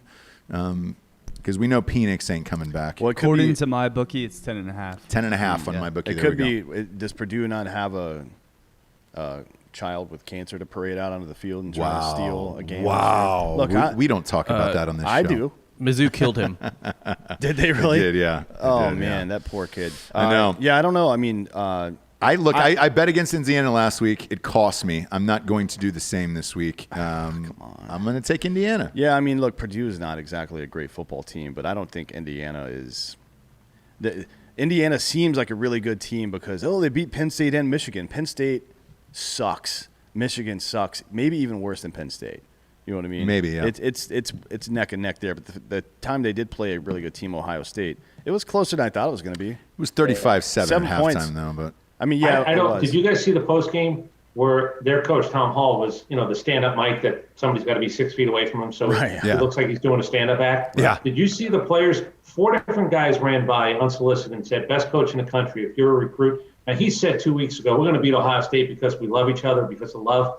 That's probably not why you're going to win or lose to Ohio State. So I wouldn't really, but I do think it's the best coach-player relationship story. PJ Fleck in Minnesota had it. It doesn't mean you're going to win for any extended period of time, but there is this sort of love fest that I think is real down in Indiana. Yeah, I mean, too. And if there is a Big 10 championship game, they obviously can't lose this. Yeah. You know what I mean? Because if Ohio State does sit out, then it will be Indiana in there. So, look, man, I'm for that reason, 10.5, I'm in on Indiana. Yeah. Indiana. Next up, we get Wisconsin against Iowa. This is a pick'em game. It should be, because I don't know what the fuck's going to happen in this game, to be honest. I mean, it's only Wisconsin's 5th game of the season, and they haven't looked great and really – I bet on them last weekend against Indiana, and they can't score in the red zone. No, they can't put the ball in the red zone. And look, Iowa's a weird team. They play out of a state that doesn't even exist. which is tough to pin down. Like you can't game plan against Ghost. What the hell are you going to do? No, have you looked at a map for the state of Iowa and it just kind of disappears in the cornfields? That's so funny. I don't know if this is unprecedented on this show, but I was going to let one of you guys pick this game for me. I'm tired of Iowa's story in a lot of ways. Barry Alvarez is a character. Like football needs characters. Barry Alvarez is the AD. I'm surprised, really, quite honestly, that 2 Saturdays a month he's not coaching this team because I think he still wants to coach. But I'm with you. I couldn't tell you who to take in this game. Like with my money, I'll let you guys, one of you can pick this game for me, and I'll be perfectly satisfied. Well, here's the thing we do on our show, and this is completely dead serious. Like we don't adhere to the sponsors or anything else, right? We're here to win people money. I would feel irresponsible telling people to bet on a game that is truly a coin toss. Therefore, like there is games that D'Anthony and I we're like, dude, we're out of this. I'm not going to pass. Yeah, I'm not going to tell you to bet on this, man. Save your money for Chick-fil-A or something else that night. Get some lube for your lover. Washington versus Oregon. Whew. The Trap 12 is back again, dude. This is Oregon -6. Oregon was supposed to be a top 5 football team this year. They are now 3-2 in their own horrific conference. Yeah. Washington is 3-1. Boy, have you watched any of these games this year? I don't think a meaningful football game has been played in the Pac-12 yet. Since 2005, right? Well, I mean, that's funny. Certainly not since Reggie Bush's. Yeah, they're an outlier. Yeah, because I'm assuming somebody's interested. Ohio State mopped them in 2015 for the national championship. So. Yeah. Or listen, I'll lay the points with Oregon, and again, it's just because I think they probably do have more talent. But Oregon is really going to be a case study for somewhere down the road with the Phil Knight money and everything else, because I thought that there was a chance their sustainability would be better, because there's not been one person who hasn't been on that campus that hasn't jaw hits the floor. You cannot believe what it is you're seeing, and the idea that you can't get recruits there that are good enough or coach them up once they get there. They were supposed to be every bit as good as USC for a stretch, and they've died on the vine in the last few years, just like everybody in that conference. Yeah, I'm with you in this one, man. But for that reason, I stay away from this. I never bet Oregon. I lost a bet to him last year on the show, where I believed in Oregon and I shouldn't have because they never cover. And I bet that I would dye my hair blonde and grow a mustache like Steve Prefontaine. So I had to live out about 4 months of my life like that. Therefore, I don't bet on Oregon ever again. But look, at 3-2 and Washington at 3-1 here in a 6 spread. Why? Why bet your hard on money on that when there's better games like this next one? Florida against LSU. Florida has to win this game. Yeah. LSU has looked like a pile of trash that has been set on fire. Yeah, as bad as their offense looks with the absence of Burrows and all those guys from last year, their defense is terrible too. Yep. And Trask, they have 2 things going on here. One, I feel like Trask can win the Heisman Trophy this week. I do too. I think he can get so far ahead this week that there's no way for anybody to come back. I agree. And obviously he's going to try to go wild. And if you're the Florida coach, you let him because there's no way you're going to lose this game. Mm-hmm. And 2, doing things like that, recruiting is such a big part of the process. Showing up for your players and taking their side and stuff like that will make you look very attractive to 5-star recruits. There's 2 days left in the week. That might be the smartest thing that I'll hear all week. It's the smartest thing that I've heard this week because Dan Mullen, quarterback whisperer, wants to be able to walk into any living room and said, I took a guy in Kyle Trask who basically had no stars. Yep. He walked away as a first-round pick with the Heisman Trophy. Yep. He's got 38. There's no reason he shouldn't have 42 when this game is done. Right. And I do think that matters to Dan Mullen. Not only do they have to win to keep the hopes alive, but I think there's something to be said about this is how we do it down here. We go win trophies. I agree, and I'm all in on Florida for that exact reason. And he might walk out of this game with 45 touchdowns. And Bo Pelini stinks, by the way. Yeah, boy. You see at LSU, it's awful. Yeah, terrible. Next up, we got Oklahoma State against Baylor. Now, this is an interesting game, too. It is. Because it's in Waco. Baylor I don't know why. It's a tough place to play for people for some reason. Particularly Oklahoma and Texas football teams.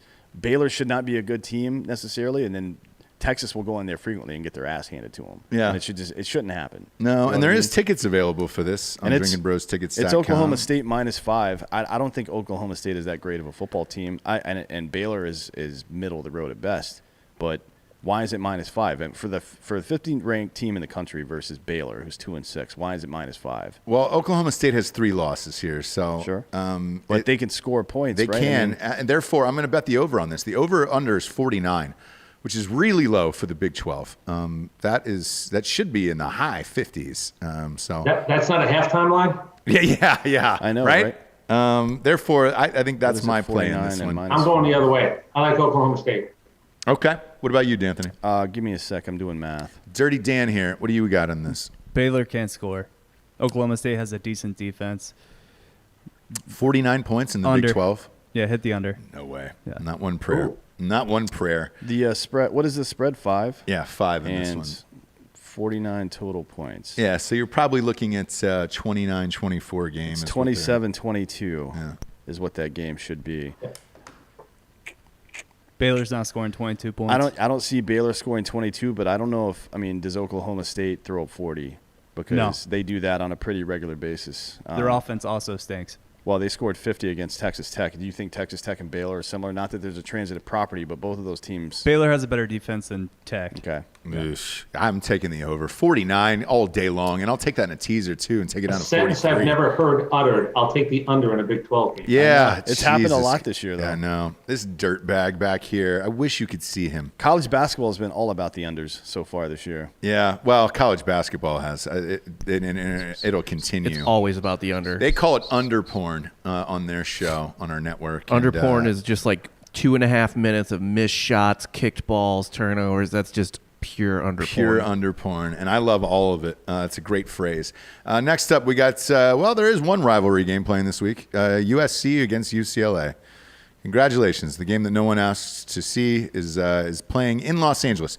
2 Los Angeles teams are able to have a game in Pasadena where the entire state is shut down, but Michigan can't play football this week. Got it. This is USC -3. Who you got? That's a tough one, man. I'm taking USC. Again, I don't know what USC can really do. We had this discussion before the season started about how many of these games are really going to matter. And there's the same thing in the NFL. And I think how difficult it's been to gamble on the NFL and NCAA and through the first couple of weeks shows that the lack of the team being together through those, even though most top guys don't play the games in preseason in the NFL, missing that opportunity to be there and see stuff happening and game plan and think about stuff and see how, that receiver breaks this way and whatever the fuck it is, right? There's so much stuff you can learn just watching those games. I feel like it carried over and it was really inconsistent for the first couple of weeks. This is the 5th game and the 6th game for these two teams, respectively. That is not what you would expect to see in a typical mid-December game, right? In a rivalry game. So I honestly don't know what's going to happen. USC is clearly better than UCLA, but who cares? Can I give you a money line bet? Yeah. Do you have the capability to throw a certain team winning by this or more points? To go pick up odds on that. Yeah, I'll take a money line bet where UCLA wins by 2 scores. I will throw it to the point where UCLA wins the game by double digits. I'll go to 14 if it gives me the right odds. Are you serious right now? Yeah. Now tell me why you think that. Yeah, that is a very hot Because take. This is this my shot game. USC was supposed to fire coaches. They were supposed to be, it wasn't like Oregon. It was supposed to be. I've seen and heard their story. They're back and they're going to do this, and I didn't believe it. I think this is one of those times where UCLA just says, neither one of them is really going to own the state because I'm not even sure if that's possible even at USC anymore. But I will find the odds that lay win by, and I'll take UCLA by a minimum of double digits. I'll go as far as 14 if the number is right. If the odds actually play to my favor, I'll go that high. That is amazing. That is a big boy call on that one. You can't do that though, Dan, can you? You can't up the points on shit. Yeah, you can. You can do that in like Super Bowls and everything else. I think there's some services where you can literally, in some Vegas books, you can propose a bet, and then you'll find out if somebody in their book, in their sports book, will actually lay an odd on a number. Yeah, alternate lines. Yeah. Wow. Yeah. I feel like I'm in an alternate world with that call, but I love it. I'm here for all of it. UCLA double digits here. Okay. Look, man, you pulled out the sack on that one, and I see your brass, my man. Last but not least, this game means nothing now. San Diego State against BYU. This is BYU minus 16. What do they have to play for anymore, Chris? We always like to say personal pride, don't we? Isn't this the moment in the show where you talk about personal pride? Picking yourself up because you find out about your character after a loss. Right, yeah. If that was real, then the Dallas Cowboys would not be in the position they're in right now, I think. Right? Yeah, and that position is missionary. Yeah. Or reverse cowboy. Yeah, nailed it. Who do you got in I'll this take one? BYU. Zach Wilson, he's had a hell of a year. He's got big numbers. There's no reason to believe that they don't throw the football to actually bump up his numbers as well. Yeah, he's got 27 touchdowns and 3,000 yards on the season. He's fine. I don't know how you come back from a loss like that last week, and if you actually get up to beat a team by 16. Well, I don't know. I mean, San Diego State, they won this game last year. And, of course, they won a bowl game last year as well. Yeah. So, I don't know. This is another one where College football has been shitty. Fake Dan, who do you got? I know you bet these disgusting games like this. You know who San Diego State's coach is, right? Yeah. So what do you think? No, I mean, it's Brady Hoke. Yeah. Yeah. Former coach of Michigan. Right. Terrible. Yeah. BYU probably bounces back here. Yeesh. You got to think they kind of just lay I'm it on not them. giving BYU 16 points 16 after they points. just lost to Coastal Carolina. I'll take this in a 6-point teaser and knock this down to 10. This will complete my teaser for the week. I'll take it down to 10 and take BYU and say they do that, but that's about it with this. The unfortunate thing is, like we were talking about at the top of the show, all of us, is like, if you have a bye week and you're able just to pick your team and shoot your shot, you got to give BYU all the credit in the world for flying cross country to go and play Coastal, but then when it happens and you lose, that is your season and it's over. Like, But they didn't have a season anyway. Yeah. They weren't going to be considered for this whole thing. I agree. I'd rather get in the middle of the ring. But that's why it's tough to go back and then say, all right, well, shit. 2 weeks ago, 10 days ago, we were in a national title, conversation, potentially, right? I didn't think they were going to go to the Final Four, but they did. Some other people were bitching about it. You lose, and then you come back, and you got to beat a 16-point spread at home. Do you get up for that? That is the hardest question in sports, I guess. It's like, dude, if Verlander didn't marry Kate Upton, right? How do you fuck her and then just move on to someone else, like a waitress from Carrabba's? I don't know if you can in this, so for that reason, I'll take this down to 10 with a 6-point teaser and go from there, but not the full 16. What about you, Dan? I don't know, man. I don't know. I feel like I've got some kind of dissociative disorder for football this year. You know what I mean? Like it seems like I'm schizophrenic. Yeah. Because I've got this brain that I've used this whole time to think about things and process information and watch teams and look at stats and make decisions based on it. And this year, it seems like everything's tits up. Everything I think that's 2020. It is. Yeah, everything I think it's going to happen is completely wrong. Like these, even in the NFL, these teams that typically do certain things, like Seattle's been pretty consistent. They lose close games for no reason and they don't cover the spread. We all know that, right? Yeah. But a lot of stuff has been weird, man. The way it's happened this year. Like, remember this though. We had a Russell Wilson the MVP a handful of weeks in.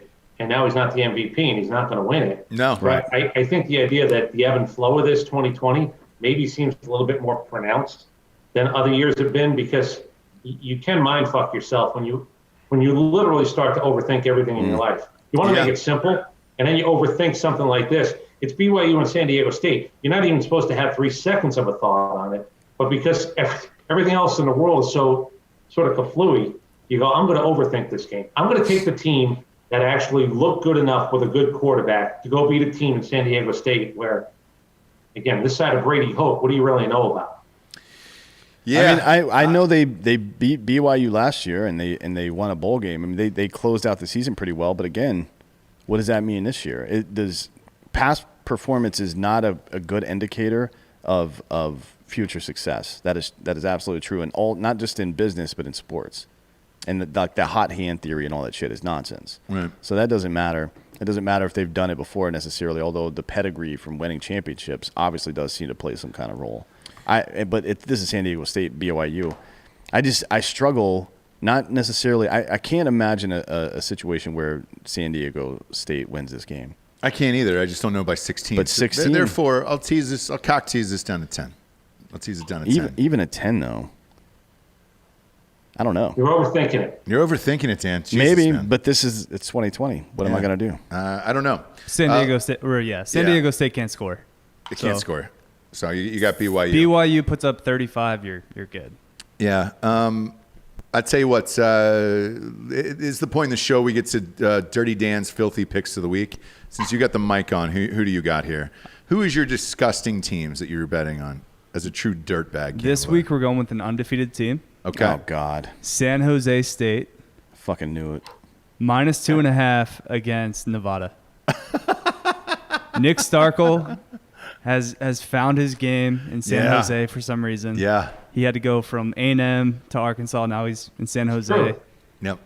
And he's starting to play some – he's got the boys humming in San Jose. I tell you what, I feel more confident in betting on that piece of shit game than I do BYU -16 right now. So, or Iowa, Wisconsin. Exactly. You're right. I'll take Dirty Dan's filthy pick of the week Spartans. over Iowa, Wisconsin. I don't like being made to feel like I'm being – I feel compelled to care about Iowa and Wisconsin right now. I don't like that because I don't want to care about either one of those places. No, you shouldn't. You shouldn't. Speaking of caring about things, we're running a fundraiser right now for Drinkin Bros, for the group, to make sure that 2020 has been a challenging year for a lot of people, obviously. Correct. Yep. But for a lot of people it hasn't. So if you're one of those people it hasn't been fucked up for work-wise, we're raising money to make sure that none of the kids in our fan base have to go without Christmas presents this year. Mm-hmm. The last I checked, we started it last night. It's been about 16 hours now. We've raised about $16,000. So if you're $16,000, if you're out there, we're doing it through PayPal. You can use this phone number 910-240-2683 and make a contribution. And I have a professional charity person handling all the money that's coming in. And also, if you're a person out there that needs to get stuff for your children and you can't this season, you can email our Drinkin Bros Charity. That's Drinkin without a G. Bros Charity at gmail.com and drop your wish list for the kids and your address, and we'll send it out to you. Yeah, and we've been doing this, donating to a lot of listeners around the holidays every single year now. And this year, as the show keeps growing, we thought we would do this. Dan has spearheaded it, and it's been amazing. Again, $16,000 in less than 16 hours have been donated. So we're super, super amped about that. This is the point in the show where we get to the Drinkin Bro of the week, which is someone who has inspired you or helped you become the person you are today. Chris, who would you like to give that to? Is this big picture or is this just for the last 5 days? Hey, man, it could be either or. You know what I'm saying? All right. Look, I'll go the sappy route. It's my wife's birthday today, and I will tell you this point blank. I've heard it. It's not original. I've heard it from professional athletes to head coaches to GMs to just guys on the street. I outkick my coverage. I'm out over my skis. It's not even close. It's not debatable, but it's not original either. I will say it's her because we got married in her late 20s, made it through the 30s and 40s, into the first 2 years of her 50s. When I tell you, great mom, great wife, better mom, which is sometimes hard to find.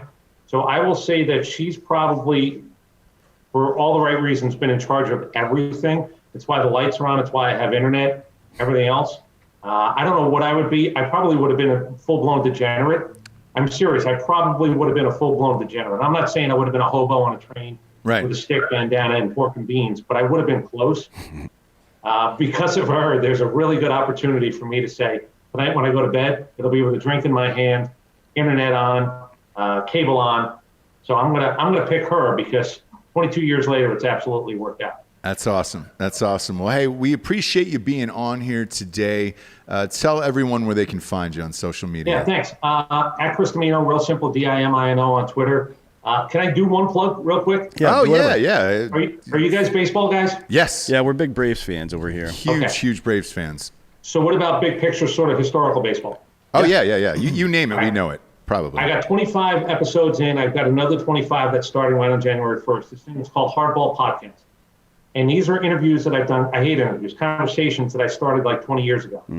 So it's Stan Musial, Ted Williams, Willie Mays, Hank Aaron, Whitey Ford, Phil Rizzuto, Brooks Robinson, Mike Schmidt, Yount, Bo Jackson.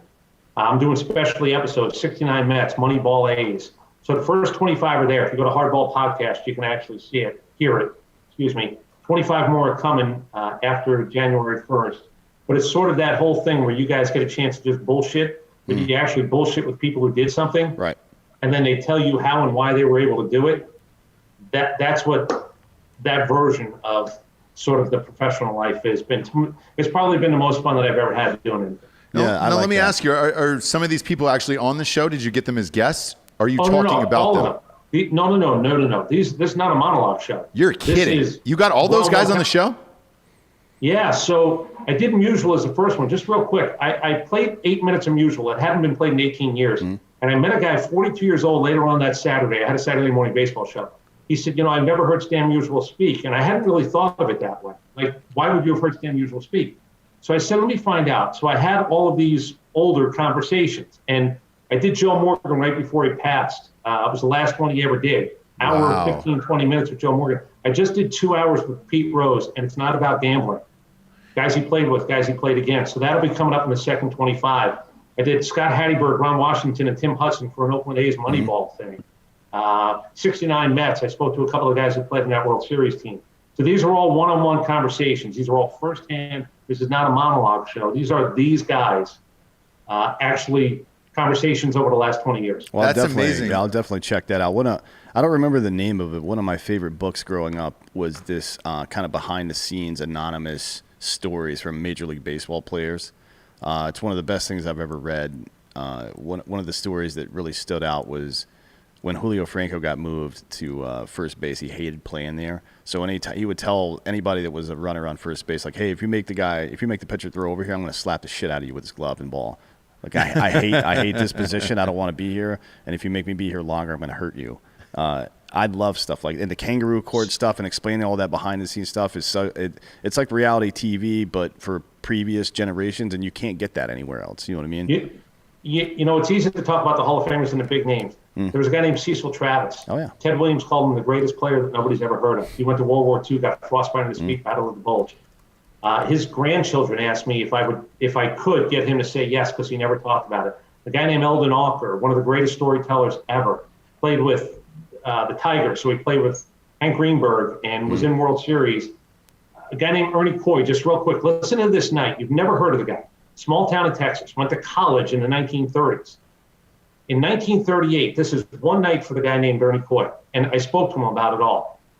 First night game at Ebbets Field, second no-hitter of Johnny Vandermeer's back-to-back no-hitters. He's in the lineup. He got no hit that night. He raced Jesse Owens before the game. That's 3 things in one night that a guy you've never heard of tells the story about why he was picked to race Jesse Owens in Ebbets Field, the first night game in Ebbets Field when Vandermeer throws the second no-hitter. That's amazing. Yeah, I look. Dan and I are big baseball guys. Johnny Vandermeer threw a screwball. Is like one of the first guys to do it. Yeah, we've had Pete Rose on the show numerous times. We did an episode too where we didn't ask him about betting on baseball and stuff like that. He's just a great guy. I'm sure that'll be a lights out interview. One request I have for you, which is one request that I want on this show as well. If you get a hold of Ricky Henderson, just call me. Yeah. That can be endless. A Ricky Henderson episode could go 3 or 4 hours. Can I give you the God's honest truth? Yeah. So I've spoken to Ricky. Reggie Jackson I banned. He was on the thing I called the ban list. It was a long story, but Reggie and I have made up. Reggie's going to come on in 2021. We're going to do the baseball thing with Reggie, not personality. I called up Ricky. This is what Ricky said to me, and I swear on my kids' 4 eyes. Ricky don't do phones. That's what he told me. Ricky don't do phones. So I don't know what you do at that point.